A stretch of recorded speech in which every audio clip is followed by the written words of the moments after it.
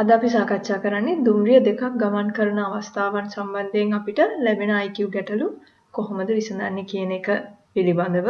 ඔබ දන්නවා අපි කලින් පාඩමේදී සාකච්ඡා කරා ඊට අදාළ වෙන මූලික තියරි එක. අද පාඩම තුලින් තමයි අපි ඊට අදාළ ගැටලු විසඳීම ආරම්භ කරන්නේ. මොකද ගැටලු සාකච්ඡා කරනකොට තමයි ඔබට පුළුවන් වෙන්නේ මීට අදාළව තියෙන විවිධ අවස්ථාවන් හඳුනා ගන්න.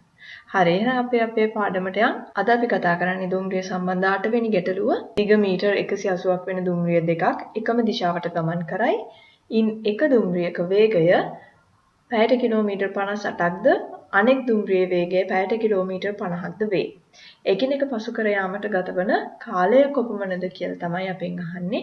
එහෙනම් එකක දිග මීටර් 180යි අනෙක දිගත් මීටර් 180යි.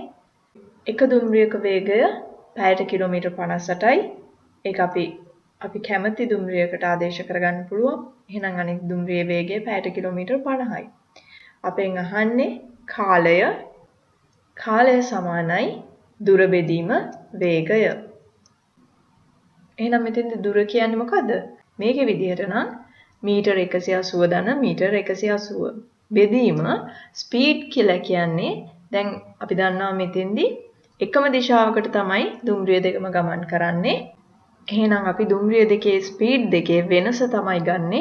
ඒ කියන්නේ 58 ඍණ 50 වෙන්න ඕනේ. එහෙනම් අපිට මෙතෙන්දී ලැබෙනවා 360 බෙදීම 8. මේ 8 කියලා කියන්නේ පැයට කිලෝමීටර්නේ. පැයට කිලෝමීටර අපි තත්පරයට මීටර් කරගන්න ඕනේ. වැඩි කිරීම 5 බෙදීම 18. මේක විසඳුවම අපිට ලැබෙනවා 20 බෙදීම 9යි. හරි. ඒ කියන්නේ 360 බෙදීම 20 බෙදීම 9. මේ බෙදීම වැඩි කිරීමක් කරගෙන ගැටලුව විසඳමු. 360 බෙදීම වෙනුවට වැඩි කිරීමක් වෙනකොට අපි දන්නවා උඩ යට මාරු වෙනවා. ඒ කියන්නේ 20 බෙදීම 9 නෙමෙයි 9 බෙදීම 20 වෙනවා. 360ට 20 ඒවා 18යි. 18 9න් වැඩි කරාම අපිට ලැබෙනවා 162යි. මේ 162 කියලා කියන්නේ තත්පර 162යි අපේ පිළිතුර. හරි. අපි දැන් කතා කරේ දුම්රිය දෙකක් එකම දිශාවට යන අවස්ථාවනේ. එහෙනම් අපි මේ ගැටලුවම අරගෙන මේකේ ප්‍රතිවිරුද්ධ දිශාවන්ට ගමන් කරන අවස්ථාවේදී මොකද වෙන්නේ කියලා බලමු. කලින් ගැටලුවමයි. නමුත් මෙතන දුම්රිය දෙක ගමන් කරන්නේ ප්‍රතිවිරුද්ධ දිශාවට. දැන් බලමු මේ දුම්රිය දෙකේම දිග මීටර් 180යි. මේ දුම්රියේ වේගය පැයට කිලෝමීටර් 58යි. මේ දුම්රියේ වේගය පැයට කිලෝමීටර් 50යි. අපෙන් අහන්නේ කාලය. එහෙනම් කාලය සමානයි දුර බෙදීම වේගය.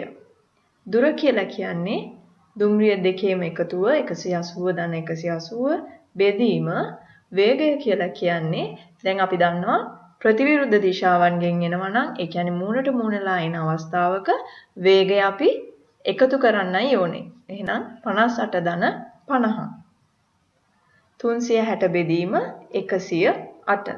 මේ 108 කියලා කියන්නේ පැයට කිලෝමීටර් නිසා අපි ඒක තත්පරයට මීටර් කරගන්නවා. වැඩි කිරීම 5 බෙදීම 18. 108ට 18 ඒවා 6ක් තියෙනවා. 6 වරක් 5 30යි. අපි ස්පීඩ් එක ගත්තා තත්පරයට මීටර් 30යි. 360 බෙදීම 30 අපිට පිළිතුර ලැබෙනවා 13යි තත්පර. කලින් අවස්ථාවේ අපිට ආවේ තත්පර 162යි. හරි. අපි තවත් ගැටලුවක් සාකච්ඡා කරමු. සමාන දුරක් ඇති දුම්රිය දෙකක් එකම දිශාවකට ගමන් කරන අතර ඉන් එක් දුම්රියක වේගය පැයට කිලෝමීටර් 66ක්ද අනෙක් දුම්රියේ වේගය පැයට කිලෝමීටර් 30ක්ද වේ. වඩාත් වේගෙන් ගමන් ගන්නා දුම්රියට අනෙක් දුම්රිය පසු කිරීමට ගතවන්නේ තත්පර 30ක කාලයක් පමණි. එසේනම් එක දුම්රියක දුර සොයන්න. හරි. අපිට තියෙනවා දුම්රිය දෙකක් එකම දිශාවට ගමන් කරන්නේ. එහෙනම් මේකේ දුර අපි දන්නේ නැහැ. මේක අපි L1 කියලා සටහන් කරගමු. දෙවෙනි දුම්රියේ දිග L2 කියලා සටහන් කරගමු. වේගය අපි දන්නවා එකක් පැයට කිලෝමීටර් 66යි අනික පැයට කිලෝමීටර් 30යි. අපෙන් අහන්නේ දුර සමානයි කාලය වැඩි කිරීම වේගය. දැන් මෙතෙන්දි දුර කියලා කියන්නේ L1 ධන L2. කාලය අපි දන්නවා තත්පර 30යි. වේගය මෙතෙන්දී එකම දිශාවකට ගමන් කරන නිසා වේගය අඩු වෙන්න ඕනේ. එහෙනම් 66 ඍණ 30. 66 ඍණ 30 කියලා කියන්නේ 36යි පැයට කිලෝමීටර්. එහෙනම් අපි මේක මොකද කරගන්න ඕනේ? තත්පරයට මීටර කරගන්න ඕනේනේ. වැඩි කිරීම 5 බෙදීම 18. එහෙනම් 36ට 18 ඒවා දෙකක් තියෙනවා. දෙවරක් 5 10යි. ස්පීඩ් එක අපිට එනවා තත්පරයට මීටර් 10යි. එහෙනම් 30 වැඩි කිරීම 10 කියලා කියන්නේ 300යි මීටර්.